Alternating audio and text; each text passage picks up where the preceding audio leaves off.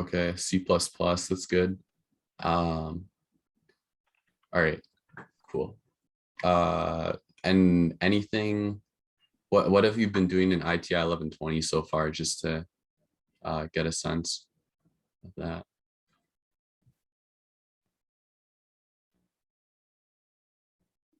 Oh, wow, 3 years. Wow, that's pretty good. Wow. And this course is going to be very easy for you. Haven't, okay, they haven't reached if and else. Okay, or loops. Okay, then we're gonna get to that today probably, and yeah, so that'll be interesting. Okay. Yeah, so before we start, hopefully everybody has Python installed and an editor that they can use to write Python in and run code. If you don't, let us know. But we recommend either trying JupyterLab, PyCharm, VS Code, or Replit. If you don't have something installed right now, the best way is probably to just go on Replit, because that'll let you edit Python in the browser. So yeah, everybody have Python installed?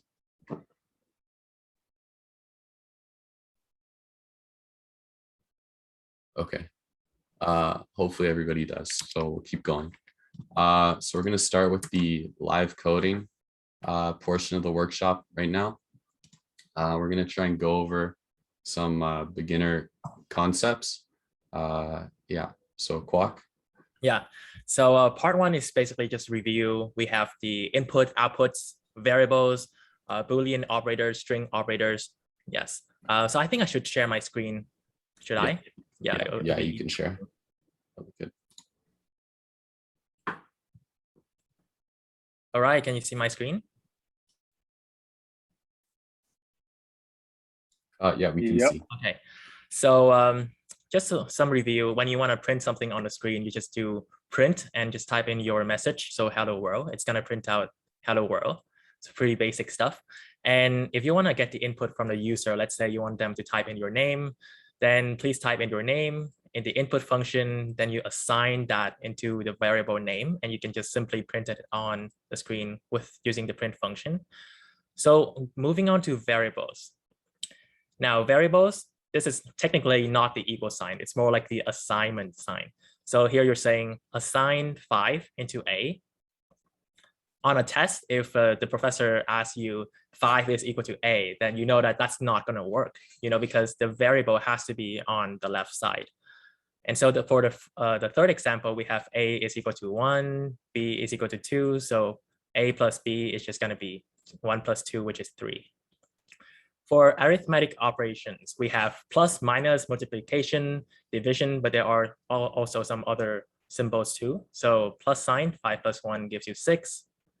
5 minus 1 gives you 4. 5 multiplies by 3 gives you 15. And 8, then double slash 3 is an integer division. So if you have 8 divided by 3, that's going to give you 2.6666 something, right? But the integer division is going to round down. So that's very important to remember. So when it rounds down, you're going to get 2. Now the regular division is just 8 divided by 3, which is going to give you 2.666. For the remainder, this is called the modulus sign. It's also the same as the percent sign. So 9 divided by 2 is going to give you 4. And the remainder is 1. So Python is going to print out 1 when you do 9 modulus 2. Yeah, so if you guys have any questions or if I'm going too fast, yeah, just please turn on your mic and just let me know. For the 10th example, 2 to the power of 8, you can do that with the double star sign. So 2 to the power of 8, that's going to give you 256. For the increment, you just do A is equal to 1. Then if you want to add 1 to A, then you can do plus equals 1. That's basically the same as saying 1 plus 1, which is 2. And to minus, you do minus equals 1. So 2 minus 1 is going to give you 1. Moving on to relational operators, we're going to compare if numbers are greater or equal or less than. So if you go to Python and say 1 is larger than 2, then that's false, right? Because 1 is not larger than 2. And Python's going to say false. 1 is less than 2, which is true. So Python's going to say true. 1 is equal to 1. It is equal to 1. So it's going to be true. Now notice that you have to do the double equal sign. In Python, it's the double equal sign. And here you're asking, is 1 not equal to 1? Well, it's false because 1 is equal to 1, right? So that's why Python's printing out false. And you can also do the less or equal sign. So just less equal. Is 1 smaller or equal to 2? Yes, so true. 1 is smaller or equal to 1, so true. 1 is not larger or equal to 2, so false. And for the last one, it's true because 1 is technically greater and equal to 1. All right.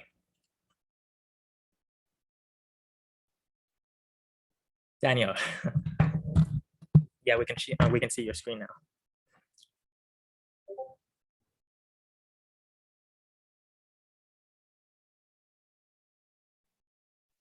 Yeah, you're muted, by the way. Oh yeah, okay. So moving on, we have the Boolean operators. So this is operations with true and false. So Python, you write true with the uppercase T and uppercase F for false. You can do the AND operator. So this has both parts have to be true for it to return true.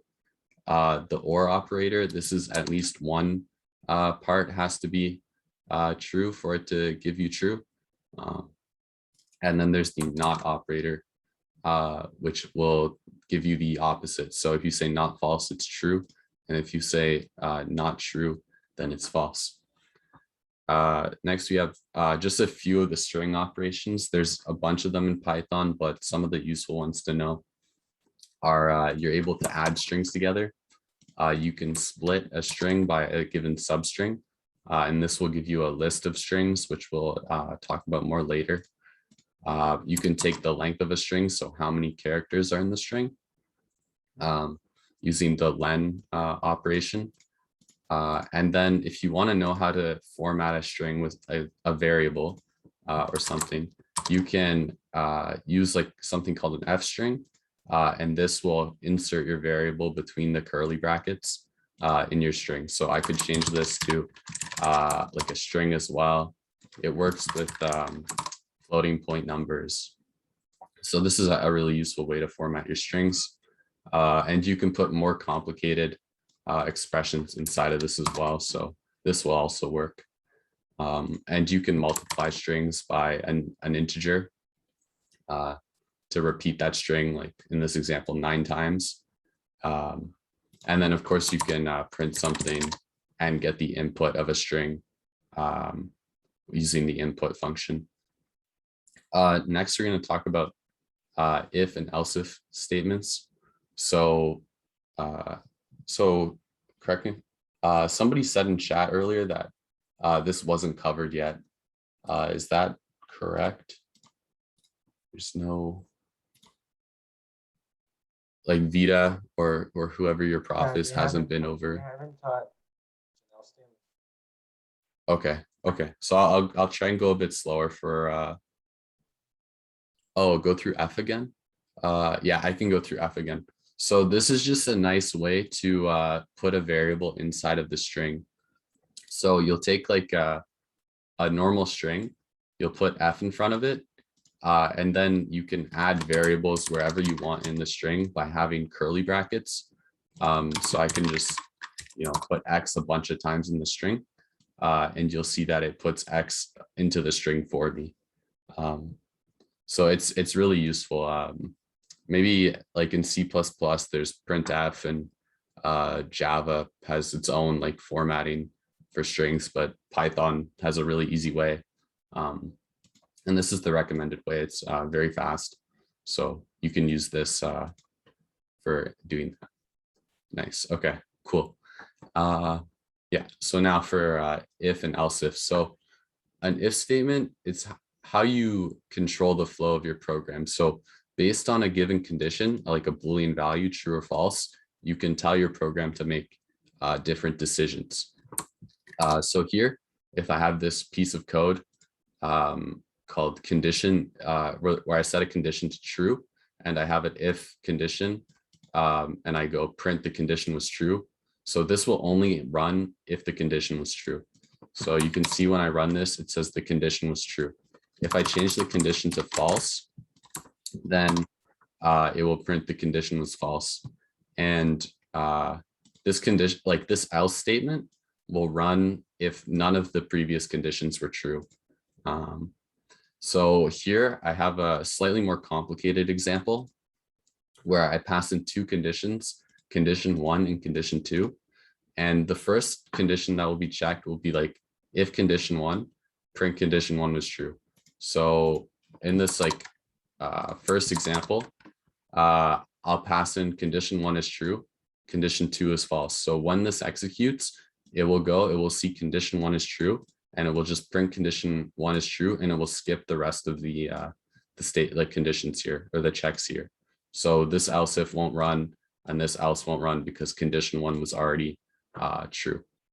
If I set condition 1 to false, and I set condition 2 to true, then it won't pass into this block of code because condition 1 was false. But condition 2 will run because condition 2 is true. And the else again won't be reached because one of these conditions was true. If either of those are true, then the else statement won't run. I have some more examples. So in this example, both conditions are going to be true, but both print statements won't run. So, or not, only one of the print statements will run. So if I run this, you'll see it says condition 1 was true, and it will, it does this because condition 1 is true, and then it just stops. Nothing else happens. None of these conditions are checked. So even if condition 2 is true, we only see the output for this block of code. And then if none of the conditions are true, then it will go all the way to the else. So I pass in false for both of them. Then I get no conditions were true. Yeah, hopefully, could somebody let me know? Maybe I went too fast over that, or they'd like another example. Because if not, we're gonna go to the first practice problem. How you did the test condition if condition 1. This is assuming this is Sorry. If, it's the same as writing if condition 1 equals true, right? Yeah. That's a good point. This is the same as doing if condition 1 is true. These are the same. So that's a good point. And yeah, these conditions that you put here can be much more complicated. You could do basically any expression that will give you a Boolean value.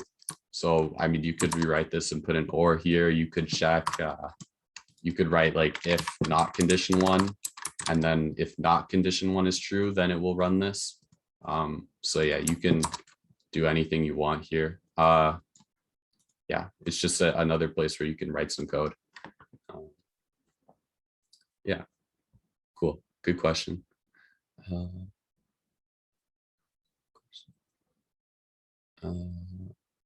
All right, cool. If there's no other questions, we'll do like a first practice problem. And we want people to participate and maybe give the problem a shot themselves. So the problem is, actually, wait, I'll just say one more thing. Have you learned about functions yet? Or has Vita showed? Yeah, okay, so we know functions. So yeah, functions, just a place where you can reuse code. So yeah, so say we have a function called pizza calculator, and this function takes in the number of people, the number of slices each person wants to eat, or like the number of slices per person, and then the number of slices per pizza. We want to know how many pizzas we need to order. So for example, if the number of people is 6, the number of slices per person is 2, and the slices per pizza is 8, then we need 2 pizzas in total, because that's 16 slices total, and the number of slices we'd need would be 12. So that's one example. Another example, if there's 4 people and each of them wants to eat 2 slices, then, and the number of slices per pizza is 8, then we only need 1 pizza. So yeah, if people want to try this problem, go for it, and then maybe we'll give 10 minutes or 5 minutes, and then like we'll go over the solution, or people can send their solutions, and we'll see if they're correct. Yeah, I think you can send your solution in the chat. And also these are pretty good practice problems for the test, because your tests are gonna look something like this. Yeah. Oh. How can I differentiate data types? Yeah, so one way to do this, if you have like a is equal to 1, and you do, well, first I'll just print the type of a. So Python has a function, a built-in function called type, which will tell you the type of your variable. So you can use this, and then double equals.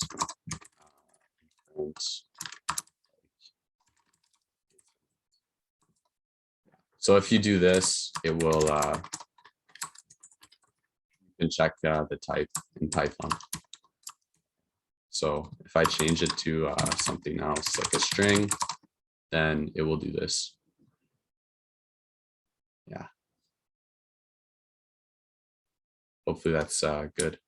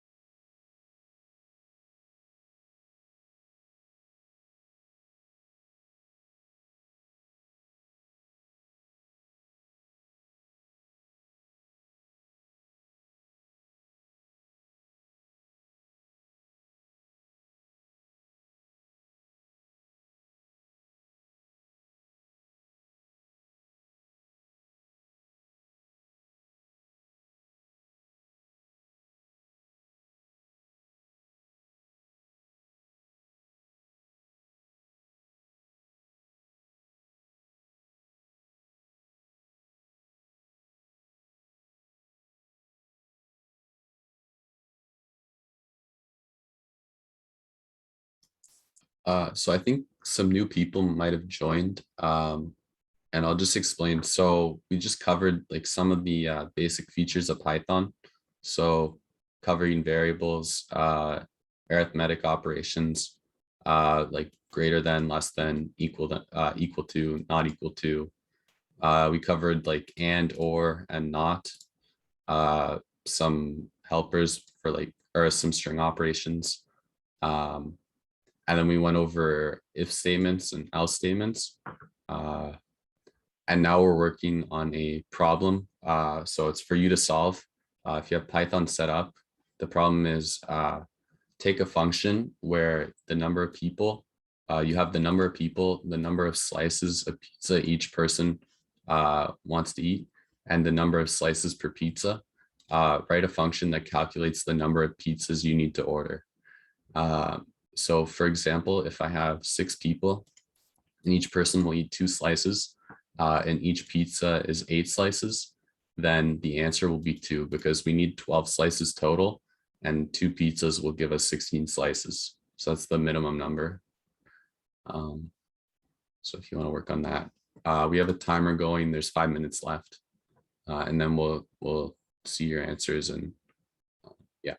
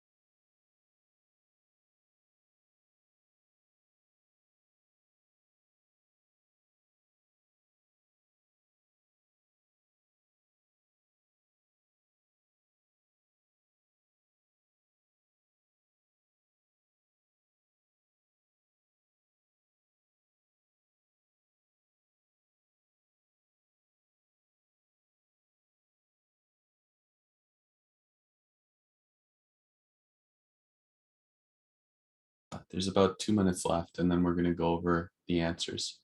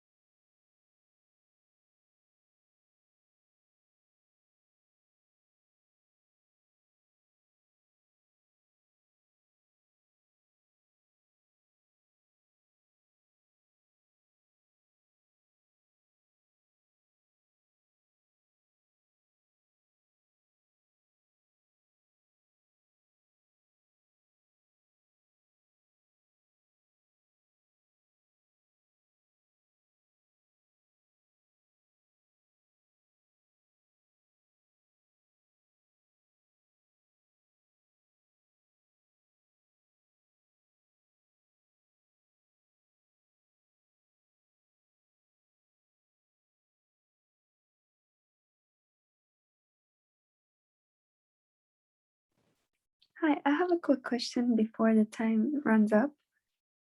Yeah, sure. If I have a function and I want the input to be a positive number, should I Yeah. put that between like in a doc string, or should I put the condition between the def and return? Oh, okay. It's not too important for this. You can just assume that it will be positive. Okay, thank you. Yeah.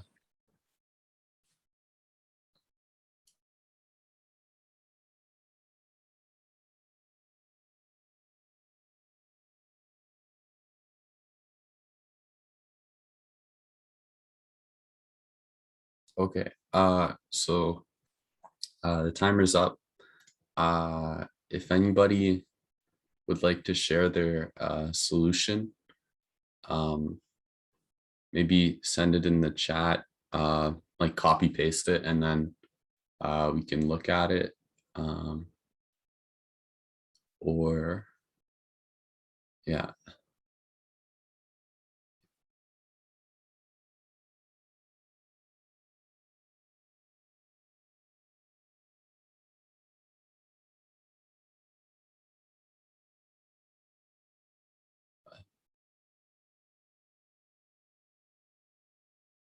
I actually have a question. Oh, sure. So I came in late to the chat, to the workshop, and Yeah. I downloaded Python, but it just shows a black screen. Is that normal? This is my first time ever using Python. Oh, okay. Like, so when you open Python, it's a black screen. Yes. It lets you type things in, right? Yes. It's a terminal. Yeah, Mhm. that's normal. Oh, Yeah. okay. So So if you you're on Windows, mate? Are you on Windows? yep.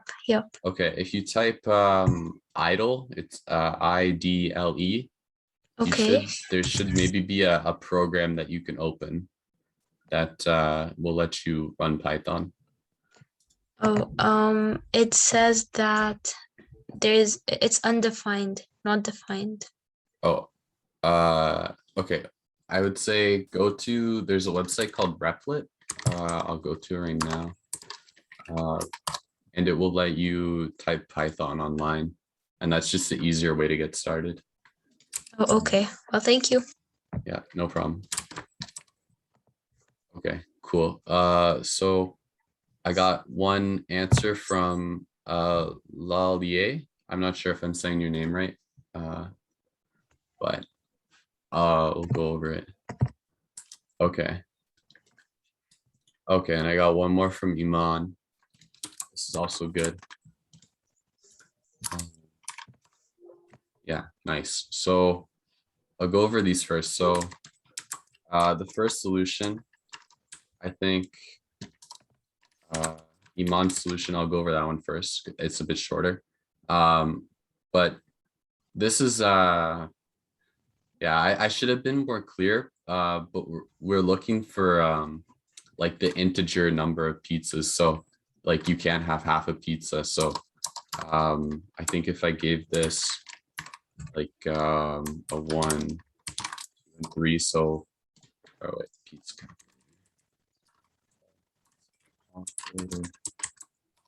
Yeah, so I like in this scenario, if there's like one person who wanted 2 slices and the pizza had 3 slices per pizza, then we'd want to see like 1 pizza here. But yeah, this is good anyway. I should have been more clear. Okay, and now you have another solution. So people and slices per person. Slices in pizza, print 1.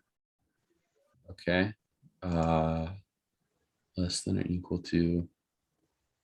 Okay, so this first part is good if the number of slices in the pizza is bigger than the number of slices needed total. And okay. Right. And then okay, so this might work. I'm gonna try it. I think there's one case that you missed, but we'll try to start. So I get 2 people and 2 slices, like 4 people, slices, 3 slices per pizza. Okay, so this would be 4 people, 2 slices per person, and 3 slices per pizza. So that's that'd be 8 slices we need, and then this would give us yeah, we have 3. Yeah, so 3 pizzas, that would be 9 slices total.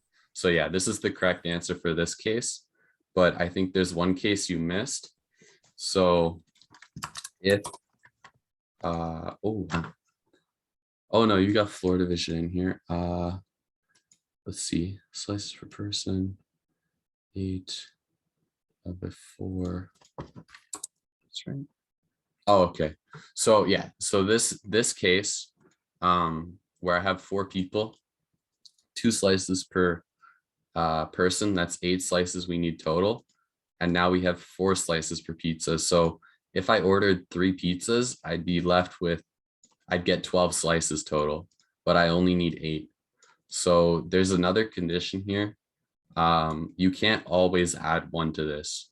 So in most cases you can, but there's an edge case where your number of pizzas that you need is or the number of slices you need is perfectly divisible by the number of slices per pizza. So we can't always just add 1. We have to do another check to make sure that if the number of slices total is divisible by this, we don't add the 1. So I'll modify your function a little bit to like fix it for this particular case. There's other things that I'm going to show, like my solution after, which is a little bit more organized, but I'll keep your same concept. So if I do this and I check modulus slice in pizza equal to 0. So this is a nice trick, or not a trick necessarily, but using the modulus function, which gives you the remainder, is a good way to check if something's divisible. So if you have like 8 modulus 4 is going to give you 0 because 8 is divisible by 4 with like no remainder. So in the case where there is no remainder, I'll print it, but without adding the 1. And then in the other case where there is a remainder, then I will add the 1. And then this should fix your function so that now you see a 2 here. But now, so this is the correct answer because I need 8 slices and 4 slices per pizza. That's 2 pizzas that I need. So this would be the correct answer. And if I go back to the example where it's 3 slices, then you see I get 3 pizzas, 3 slices each. That's 9 slices total, and I need 8 slices. So this function would work. Yeah, so that's good. Nice. And I'll just go to the solution I have ready. I'll go here. So this is the solution I wrote. And a lot of times, like this is a tip for you when you're writing your programs. If you see you're reusing a particular value a bunch of times, you want to consider maybe just storing that first in a variable, because that will really like make your life easier. So I could do that with this example. Thank you for sharing your example or your solution, by the way. That's super helpful. So if I just said like slices total, and I just set that here, and I wanted to reuse this. So this is what you should get in the habit of doing in your things. And then this just keeps like the same functionality, but it makes your life a little easier because you know this value and it doesn't change. So again, yeah, so in my function, I calculate the total number of slices required. And then I get the number of pizzas by doing integer division with the slices required divided by the slices per pizza. And then I'm going to I'm going to return that number of pizzas and add 1 in the case where there is a remainder. But if there isn't a remainder, it's perfectly divisible, I won't add the 1. So similar to how it was done here. Yeah, thanks for sending your solutions, guys. That's great. Okay, cool. Is everybody okay if I move on to the next part?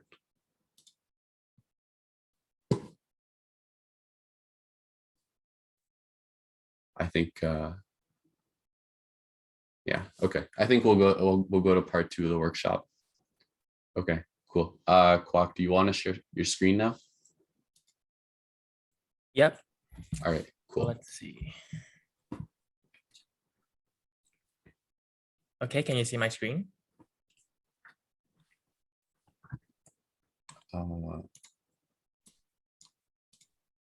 Is it Yeah, we showing? can. Yeah, we can see. So part 2 is just covering for loops and while loops, list, and some more functions. And then we're gonna do some practice problems. So a for loop is pretty simple. This is how you write a for loop. Let's say you want to print from 0 to 4, right?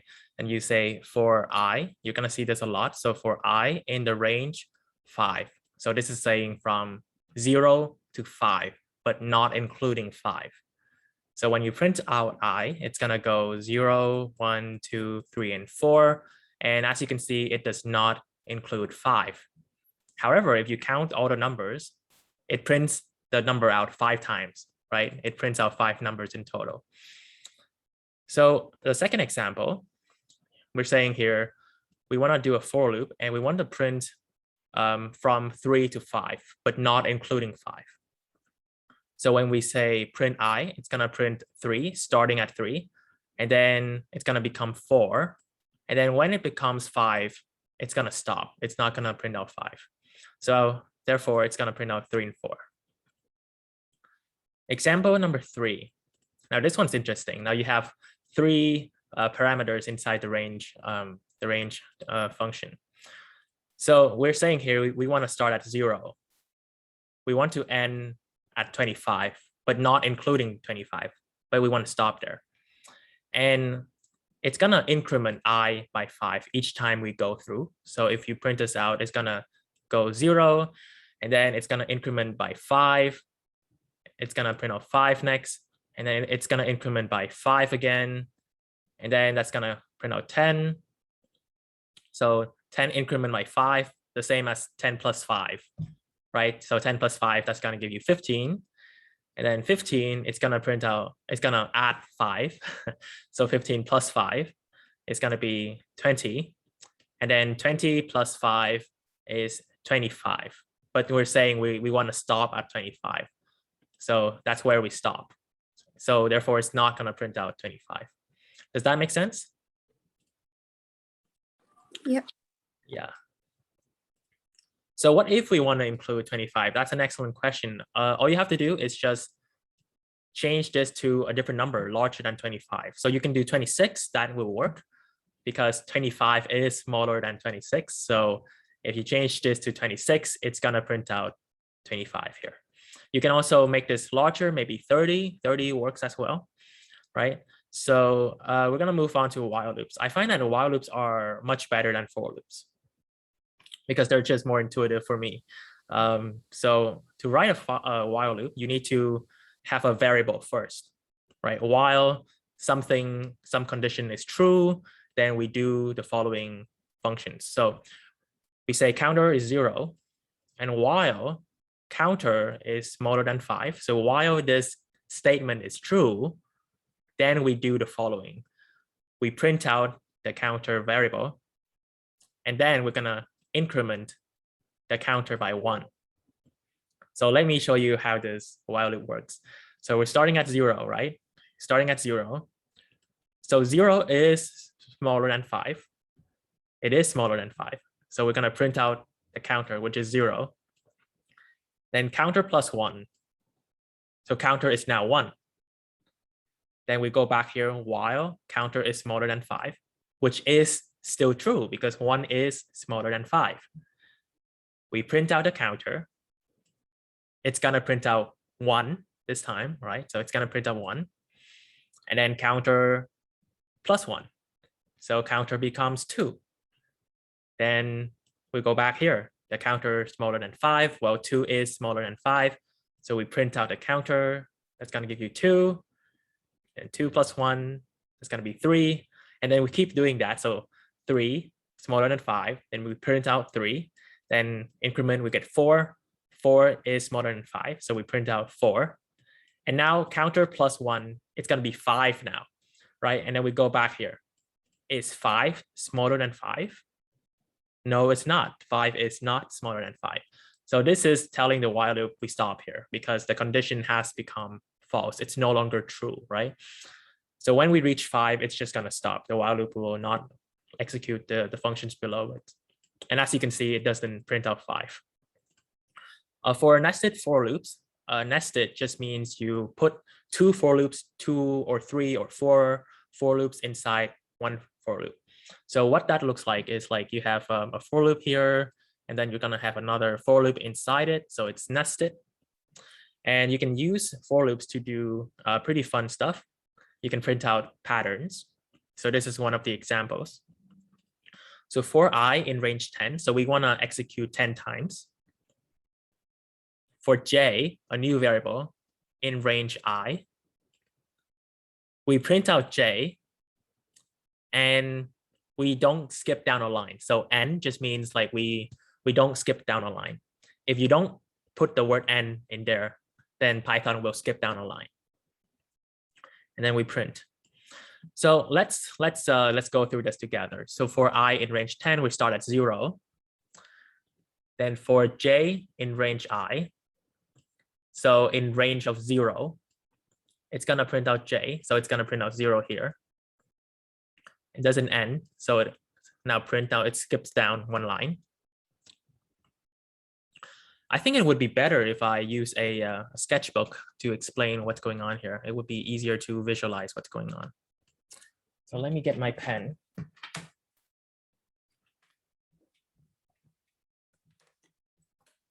All right. Okay, I'm lagging a little bit. All right, that's much better. If you think running the code would help too, you could copy it into Replit. Yeah, But, you can copy yeah. into Replit. You can try running it for I in range 10. So for I in range 10.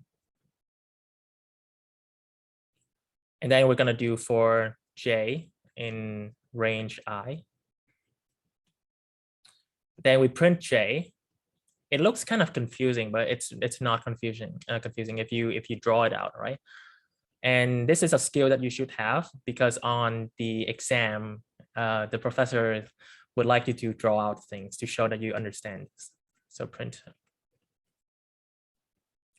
All right, let's start at 0. So I is equal to 0. Starting at I is equal to 0. It's gonna go here for j in range 0, right? Because I is equal to 0. We're gonna print out j. In the range of 0, j is gonna be printed out as 0. So we print 0, right? 0 is gonna be printed out. And then this print will skip down a line. So now we move on to the new line. All right, now let's do I is equal to 1. Let's see if I can.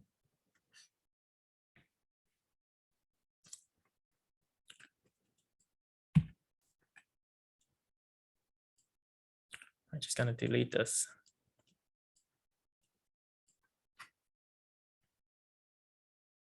All right, so if I is equal to 1, so we printed out 0. Now we move on to I is equal to 1. So I in the range of 1. So it's gonna start at 0, and then it's gonna go to 1. And for j in the range of 1, then we print out the j. So this time it's gonna start at 0. And then once j gets incremented, we go to 1. So it's gonna print out 1. And then the pattern keeps on going. The pattern keeps on going, and then you get 0, 1, 2, 0, 1, 2, 3, 0, 1, 2, 3, 4, 0, 1, 2, 3, 4, 5, and then you keep going until you reach the very end. Okay, now don't worry about this too much. Like if the professor hasn't teach you this yet, it might seem confusing, but once you get there, then it's gonna feel a lot better to understand. Like it seems hard now, but once you get there, it's not that hard. For break, continue, and pass, there are a few differences between these. Why is 1 included in the J loop when I is equal to 1?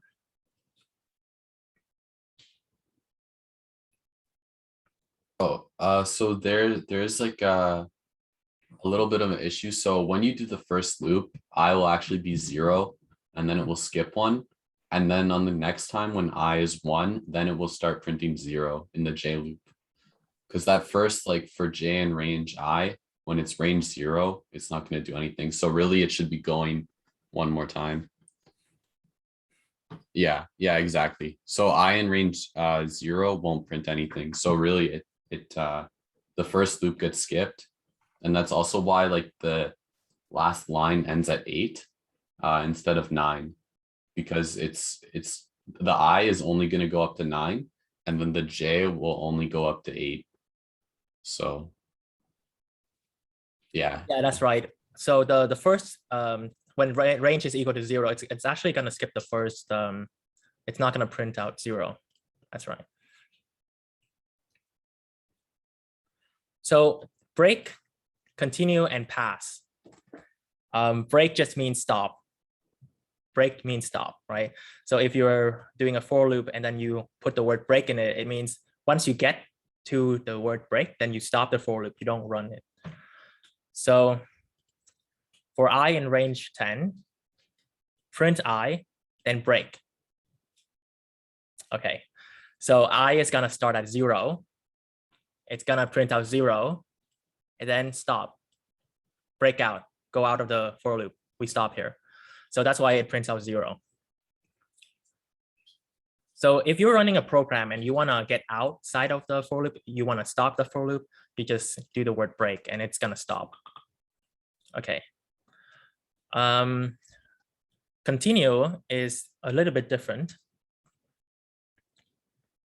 It means to, okay, so for I in range 10, you do whatever you want here, then you continue, then you print out I.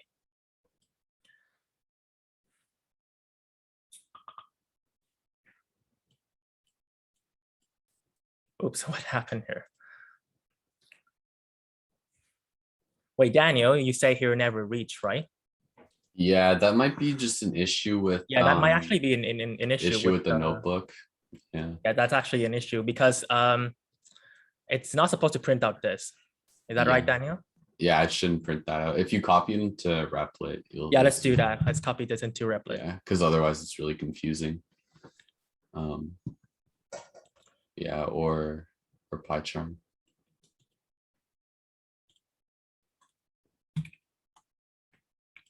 Yeah, that's why I was looking at it and I was like, why are these numbers below here? So for I in range 10, maybe let's just print out hello, right? We want to print out hello and continue, never reach. All right, this will make sense. This will make sense once I run this. We're gonna run test. And how many times is it printing out the word hello? Let's count it together. 1, 2, 3, 4, 5, 6, 7, 8, 9, 10. It's printing out the word hello 10 times.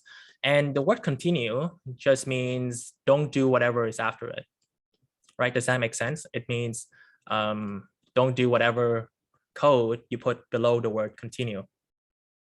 That's what it means. Now, when do you use the word continue? Let's say when you wanna, skip some lines, you don't want to use those lines, then you can just put those lines under the word continue, and that will never be executed inside the for loop. Does that make sense? Why wouldn't I just use the hashtag symbol? Yeah, you can also do that if you want to. So you can just do hashtag like this, and that would also work. Let's see, but Right. only the lines that are the same. But only the lines are the same. So Yeah. the hashtag is more for writing comments than it is disabling code. Like if your code should not run based on a certain condition, like maybe you would have an if statement that would check a condition, and if it's true, you would stop executing it. Whereas like if you use the hashtag to comment out the lines, it would just never run because it's not really code. There is one way to see when you use this in real life. So let's see if we print out the variable I. Let's say we print out the variable I. We run this. It's gonna go from 0 to 9, right? Now, a condition that we can do is like if I is divisible by 2. If I is divisible by 2, and the way you do that is the modulus sign 2 is equal to 0. That basically means if it is divisible by 2, then continue. You just continue the step. And I'm going to put the print statement below here. Let's run this. Yes, all right. So this is a very good example to demonstrate how the continue word works.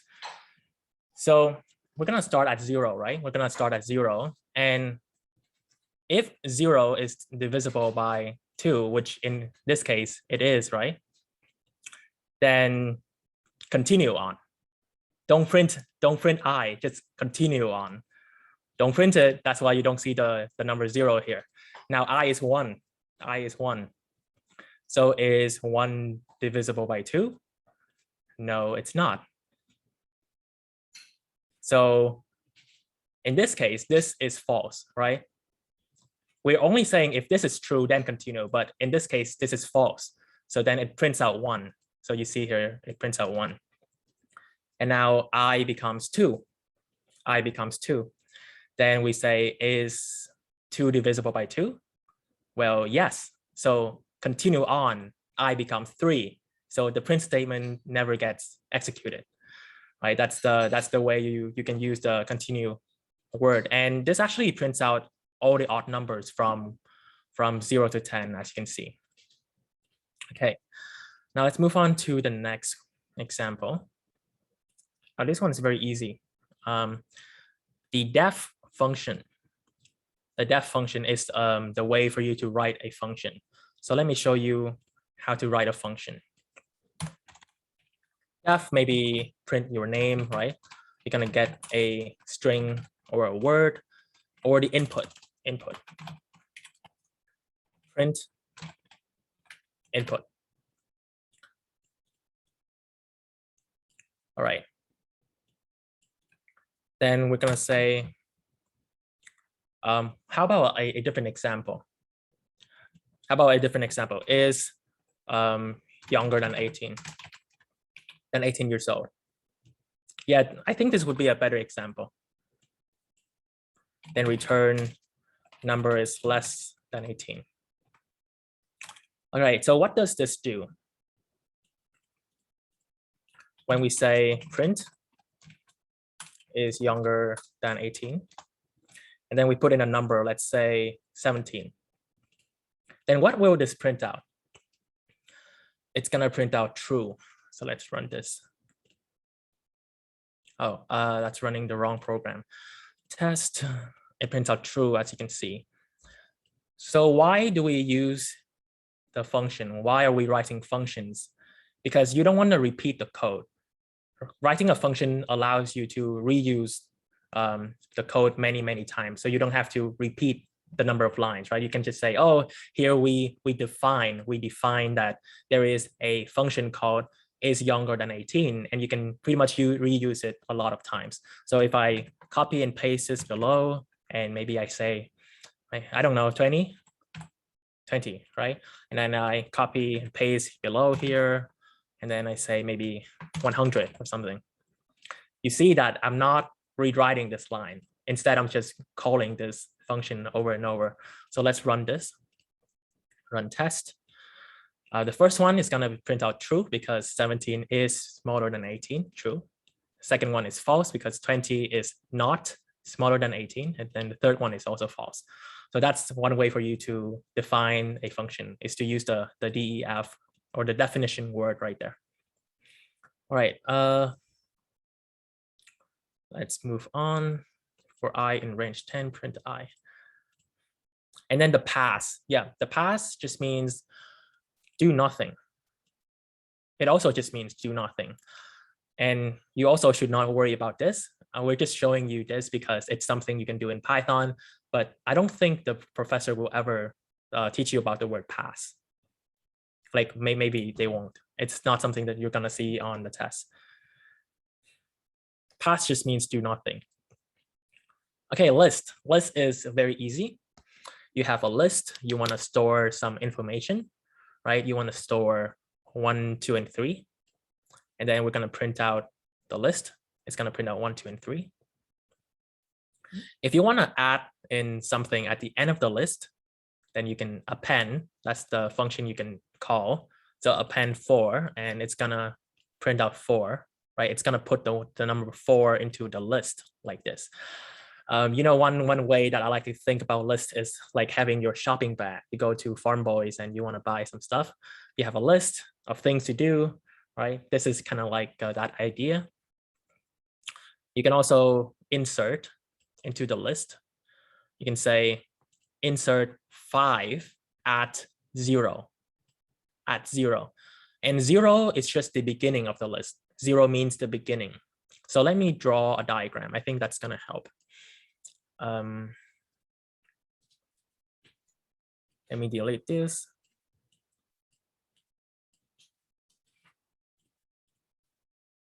All right, awesome. What exactly is a list?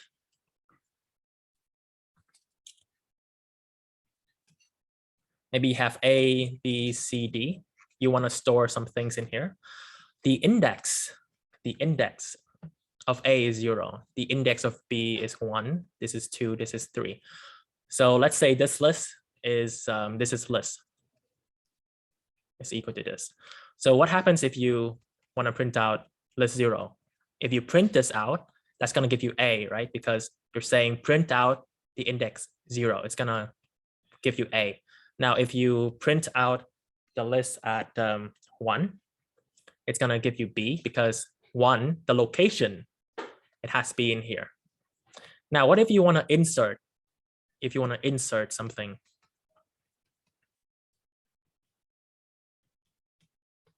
you want to insert at 0, so you want to put it here. So we're going to put 5, right? That's what we're going to do. We're going to put 5. And basically, the A it gets pushed to the right.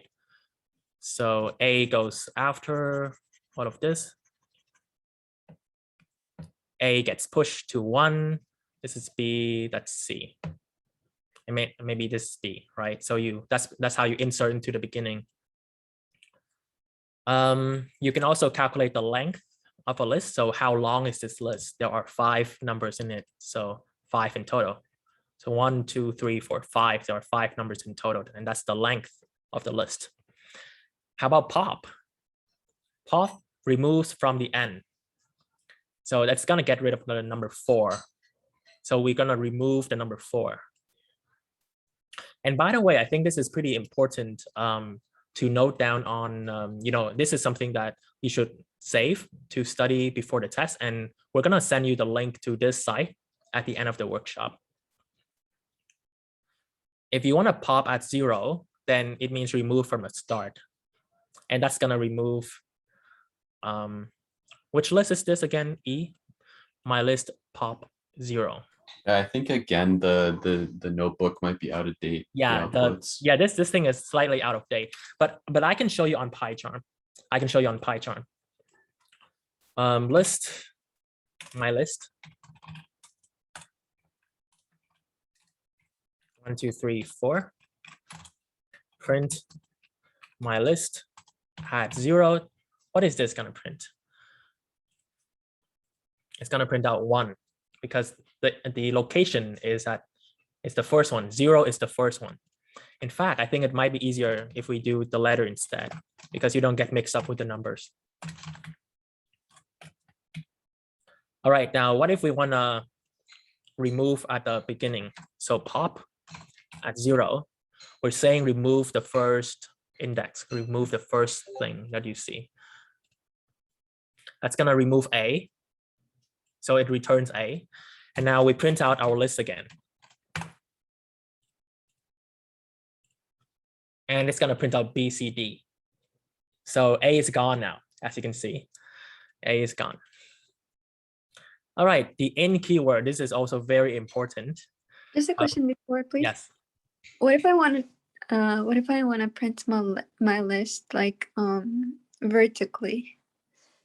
Vertically, you mean? Yeah, like I want Yeah. my each element to be in a line. We might have an example of that in a few more like code blocks. Okay. Yes, we do. We do have it. Yeah, Yeah. this is, yeah. All right, so we have a list. And we say, is 5 inside this list?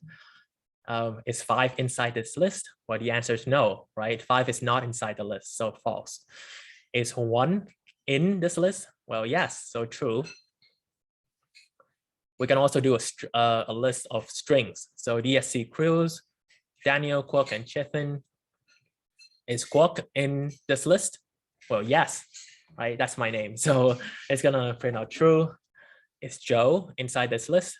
No, it's not, so false. Now, here is interesting. Here you're saying, is Joe not inside this list? Well, let's see. Joe is not inside this list. I don't see Joe in here. So it's true that Joe is not inside the list. So it's gonna print out true because it's not inside the list. A inside Daniel. We have a string Daniel. Is A inside it? Well, yeah, so true. Is capital A inside Daniel?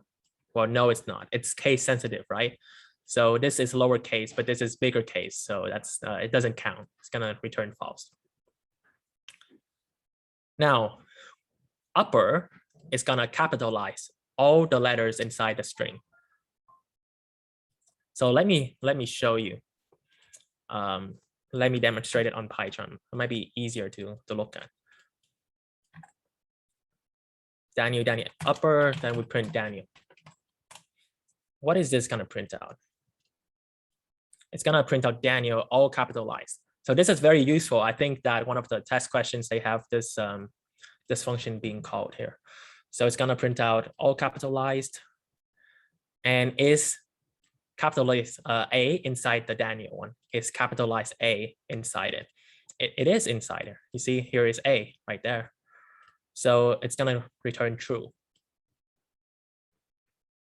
Now, creating loops within.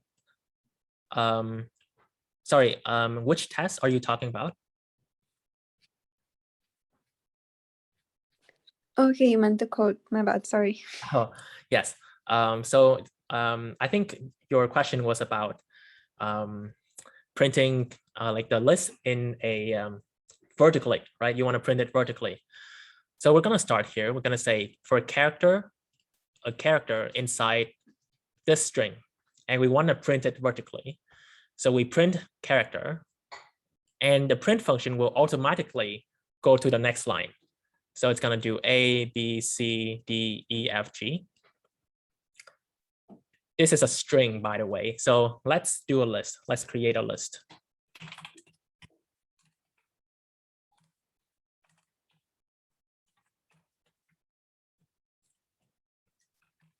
For I in list, right? Print I. All right, let's see what this prints out. Test, it's gonna print out A, B, C, and it's gonna skip down every time because the print is gonna skip down a line. Now, another test question that I remember was, how do you not skip down a line? What if you don't want to skip down the line? Then you do n is equal to nothing. This is basically you saying you don't want to skip down the line here, right? So let's run this again. It's not skipping down a line because the n is just an empty space. Now, what if you do \n, \n?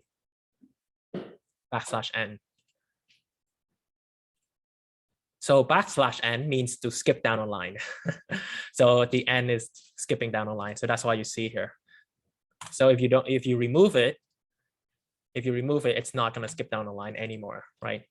So pretty simple. Let's move on to the next one. For I in the range and length of DSC crews. So DSC crews, we have Daniel, Kwok, and Chethan. The length is 3. So for I in 3, we're gonna print out all the indexes in here, or the content. So it's gonna print out Daniel, Kwok, and Chethan. There's another way to do so. You do name in the list and you just print out the name. So it's gonna print Daniel, Kwok, and Chethan. Yeah. Yeah, if you find this confusing, yeah, please let us know. It's just something that you need to recognize, right? This is something you should know by heart. Another way, this is basically the same thing. Enumerate, it means to go through the range, right, Daniel? Yeah, Enumerate. it allows you to loop through the index and the name of the, or like, and the element in the list. So Yeah.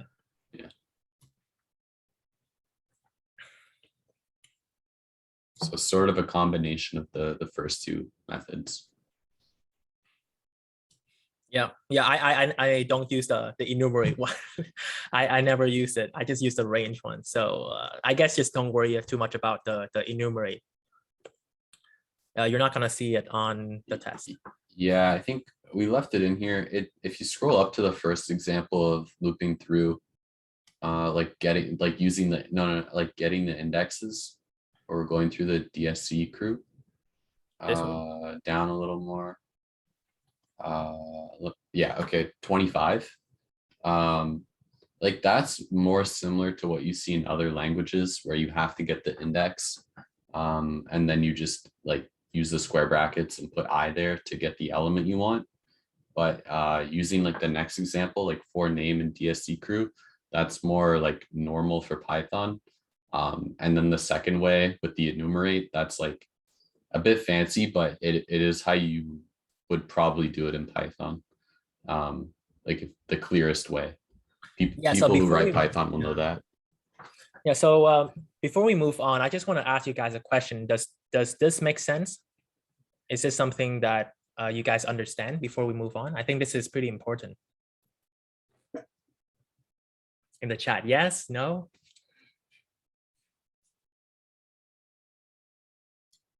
I think we should just do go straight to the practice problems now, because there's Yeah. not too much left. We had a bit more on functions, but it's not too important. Yes. Yeah. So Okay. just some practice problems here. Let's print out all the even numbers from 0 to 100. Okay, I think this is something that we cover already, but let's just give you 2 minutes to do this problem. So so we want to print all the even numbers from 0 to 100. The first person to get this done will win, right? So let me I make don't this. know if we have swag, but you'll.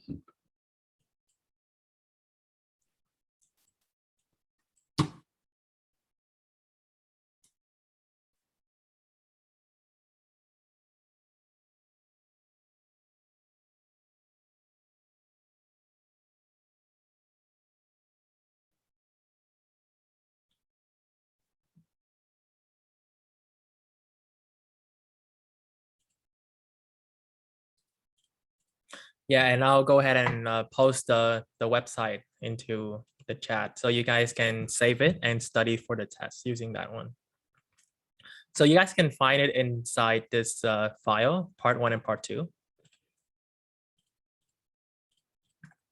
There we go. That's the link right there. We have 54 seconds left. Let's see. That's pretty good.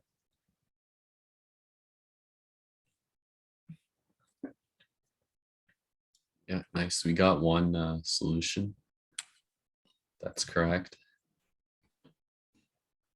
If you want, I can take over and share. Yeah, I think so. Sure. Okay. Let me stop it before it rings. Okay.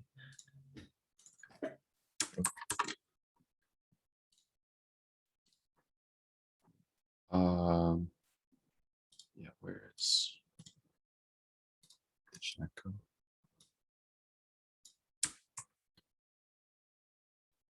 I'll sprint pizza. Yeah, that would have been, that's funny.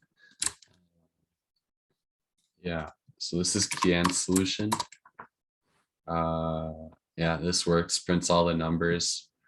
You can go one more solution just for fun.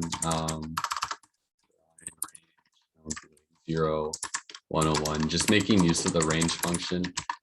Well, both answers are correct, but you know, just to see another way to do it. So this is good, nice. Nice job on that. Okay.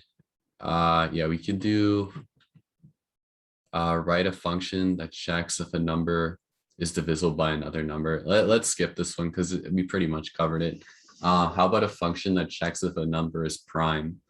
And then if you want, try printing all the numbers from all the prime numbers from 0 to 100. So Yeah, I think this is one of the homework problems that you get later on. so your function will be something like this. If anybody has solutions for this, just type it in chat. We'll wait like a minute or two again.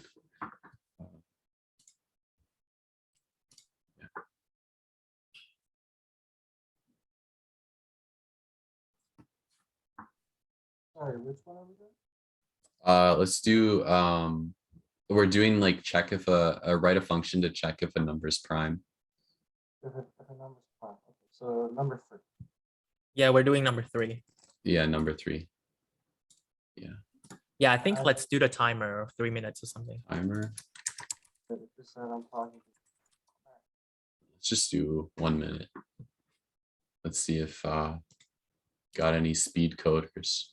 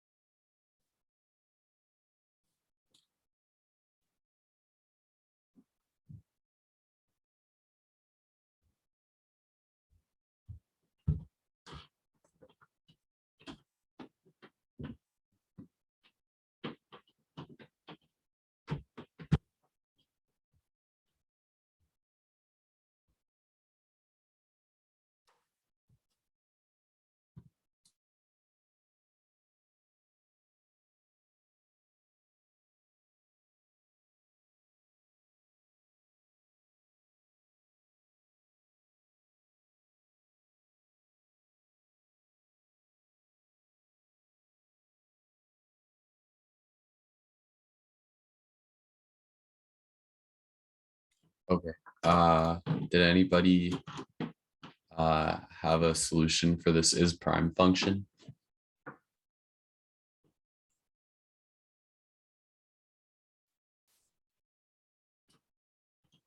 Kian, are you close? No, not yet. Okay.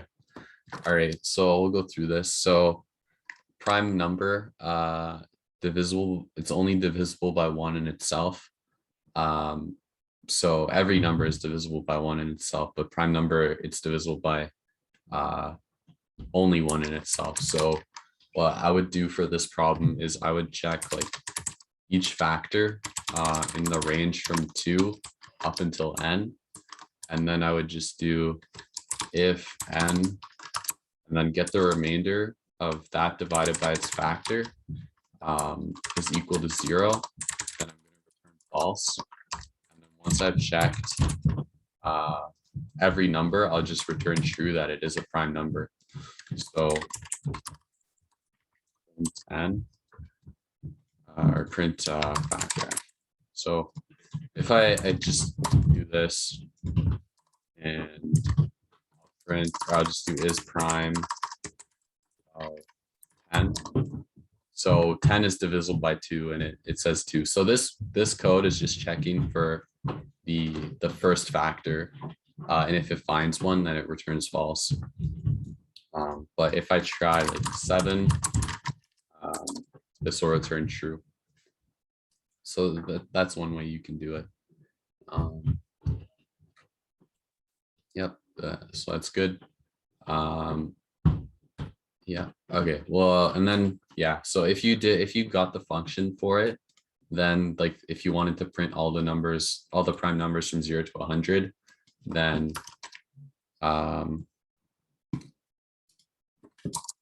yeah, so for I in range 100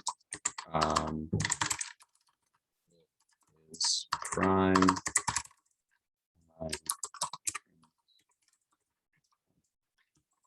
So then we get all the prime numbers from 0 to 100.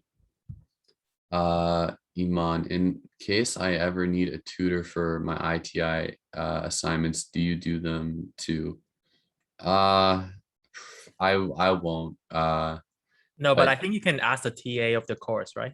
The yeah, TA. TAs maybe like always ask your TA. I recommend like everybody who's taking ITI try and learn some Python on your own. Like don't just rely on the DGDs or lectures, because it's really like it takes practice, especially if you never programmed before. So definitely I think do you should that do the too. homework problems. The homework problems are really good practice. Yeah, and before getting a tutor, like it's not like calculus or some more like obscure courses. Like there's a lot out there on Python. So look for that first. That's my advice. Yeah. Should we do the fourth one? The Yeah, Fibonacci sequence. Fibonacci sequence. Okay, I'll share my. Maybe, yeah, you share. Maybe this is the last one we'll do, and yeah, maybe if I there's think some so. questions at the end. And Or yeah, the last questions you guys can do in your own time. All right, so Fibonacci sequence. This is one of the most common interview questions that you get. There are 2 solutions that you can do. The first one is recursive. You can use recursion to find the Fibonacci sequence. But personally, I don't like the recursion method, because I find that, you know, if the number gets too large, then the recursion will get an error, right? If you don't know what that means, that's okay. So what's the Fibonacci sequence? Fibonacci sequence. I'm gonna do it just using a for loop. So it starts at 0, it's gonna go to 1. And then the next number is the sum of the last 2 numbers. So the next number, 0 plus 1 is gonna be 1. The next number, 1 plus 1 is 2. The next number, 2 plus 1, that gives you 3.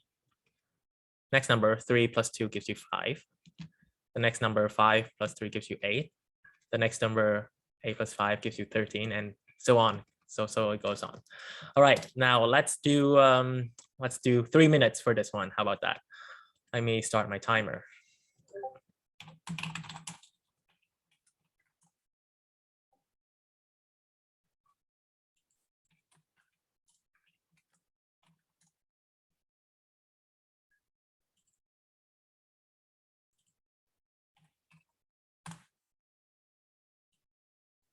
And the timer has started.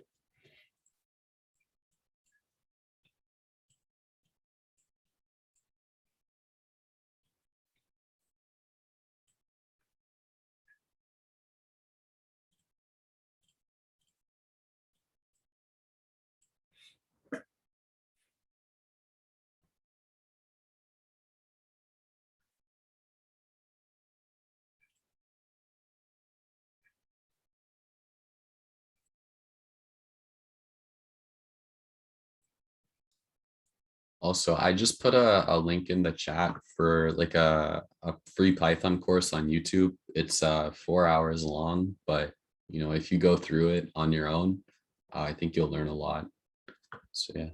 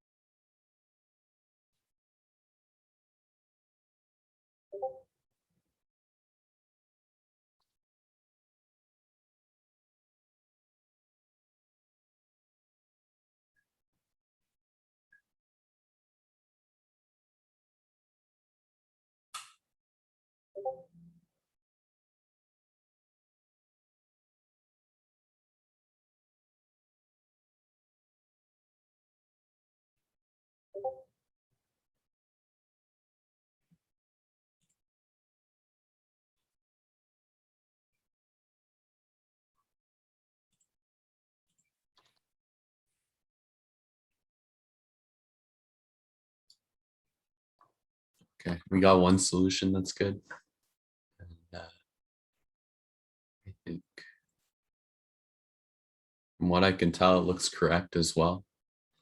So,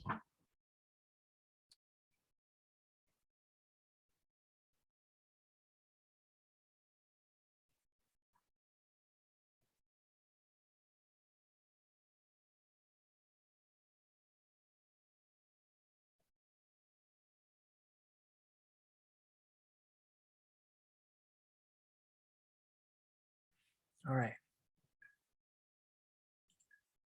We're gonna stop there.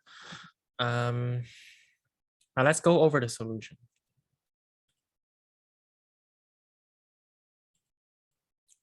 Okay, I'm lagging for a moment.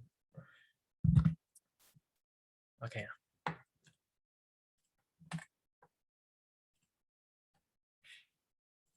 Let's try using your code. Let's see if it runs.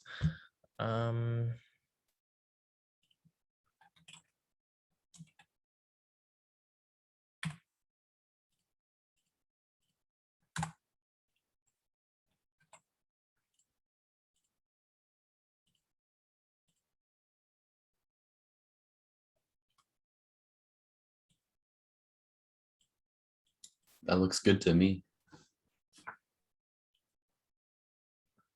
Yes, that's correct. Nice. That's correct. Nice. Okay, cool. Yeah, but don't forget the 0 and the 1 in the beginning too, right? The 0 and the 1. But the rest is correct from here going on. So good job. That's pretty good. Right. If you wanted to do that, you would just add to print, like you just print Yeah. it at the start manually. You wouldn't even include it in the loop. Yeah, we can just do like print 0 and print 1. Oh, Yeah. what's going on here? Print 0, print 1. I think it's just a warning. Wouldn't worry about it. Yeah. Yeah, so that's your completed Fibonacci sequence right there. Okay. Yes, so basically the code is pretty simple too. You just take the first to be 0, the second to be 1, right? The first number to be 0, the second one is 1. And you do using the formula, which is you take the sum of them and you add to the next one. So that's what you are doing here. You just take the sum, take the first plus the second, then you print out the sum, and then you make the first one equal to the second one and the second one equal to the sum. So let me demonstrate it on here. We're gonna start saying this is the first one, the first, this is the second. The sum is equal to the first plus second, right? So we're gonna get 0 plus 1 is equal to 1. So we get 1 right there. Now what's the next step? Now you need to set first to this one right there. So first becomes that and second becomes this one. Then the sum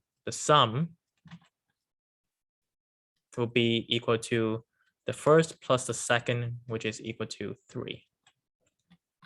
So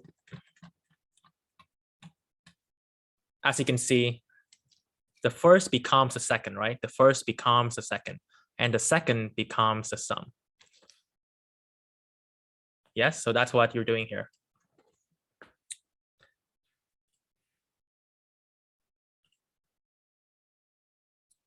So good job, Loliet, if I pronounce your name correctly. This is correct. Ooh, okay. So Lalia just asked if we had examples about dictionaries and tuples. So actually in the GitHub, there's another notebook called Bonus. You could Bonus. open that. Okay. Actually, I don't think I didn't push it yet. I was gonna push some stuff in here. There's a bunch of like weird Python quirks kind of. Oh, I did push it. Okay. So, but there's no code about them. So I'm Yeah, gonna I think we push can go that. over it. Yeah. But yeah, so if you want to review these, it'll be on GitHub. We can post the link again. But also, I mean, you're also free to do a search on your own time, and like there'll be plenty of things out there with examples about dictionaries and tuples.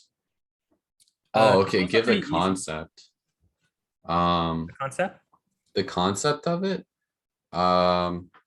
Yeah, so dictionaries, I mean, tuples aren't too different from lists other than you can't modify them. You don't have to really know too much else. Like the only way you modify them is by, creating a copy, and I don't know, every time you modify, you'll get a new copy. Basically, I think is how it works.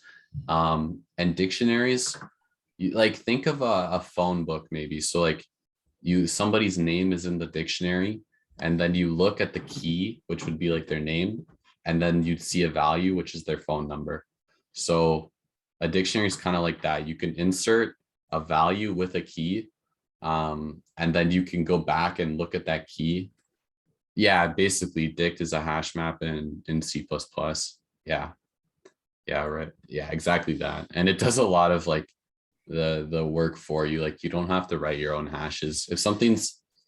If you have a type in Python that's not hashable, there's a way to give it like a hash method. I could do a quick example maybe if you want. Yeah, okay, I'm gonna share my screen. So this will be kind of advanced, but I think we can do it and then we'll just end the workshop. So yeah, so if I have like custom number, so we're gonna use classes. I'm not sure if you've used them maybe in C++. Here, 1 sec, I'm trying to open my chat. Okay, yeah, so I'll show this. So this is a bit crazy because I haven't showed classes. Yeah, okay, so you use them in C++. X, and then let's do I think this is the way. And then if I have custom, it's called number. Let's do this 5 and okay, so I have X. Okay, and I'm gonna call this value.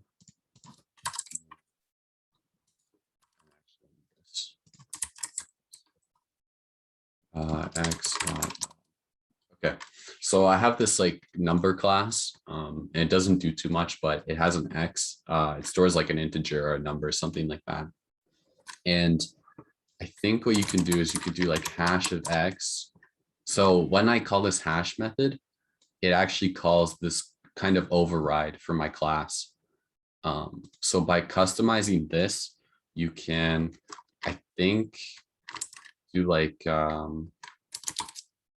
if I have a dictionary and I put X, which is my what it is. Oh, it doesn't work. Well, yeah, I'm not sure. Override the key.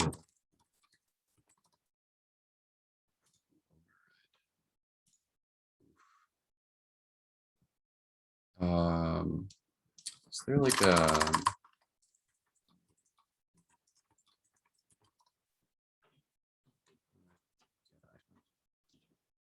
okay, maybe it's not actually like this, but Python does have a hash function that you can override for your own classes. So you could kind of use it like this. But in most cases, you're probably not going to do this. You're probably going to use like an ID or something. And you don't really have to customize your hash function. Yeah, so 5, yeah, hopefully that's helpful. I thought it was actually going to just straight up use the hash method that you defined, but apparently it doesn't. There could be one that I just don't know about though. So yeah. So was the question about the difference between a tuple and a list? No, it was just like explain dictionaries and tuples. Sorry, he sent like a direct message. Okay. But a tuple is the same as a list. There's only one difference, which is In a list, you can add in more items. You can change the index, like you can change an item in there and replace it with something else. But a tuple, you cannot do that. Once you create a tuple, it's like that forever. You cannot add more items into the tuple. You cannot change the stuff inside the tuple, if that makes sense. But tuples and lists are basically very much similar to each other.